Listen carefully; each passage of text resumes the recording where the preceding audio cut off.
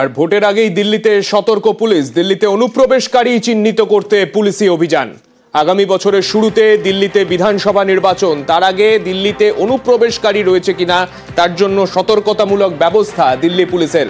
কি কি ব্যবস্থা নেওয়া হয়েছে জানবো, আমাদের প্রতিনিধি মৈত্রেয়ী রয়েছেন আমাদের সঙ্গে। মৈত্রেয়ী, দেখো, আগামী মাসেই দিল্লিতে বলা যেতে পারে আগামী মাসে অথবা তার পরের মাসে অর্থাৎ আগামী বছরের গোড়াতেই দিল্লির বিধানসভা নির্বাচন রয়েছে এবং তার আগে এই মুহূর্তে বাংলাদেশেও যে পরিস্থিতি চলছে সেই পরিস্থিতির কথা মাথায় রেখেও দিল্লিতে যাতে অনুপ্রবেশকারীদের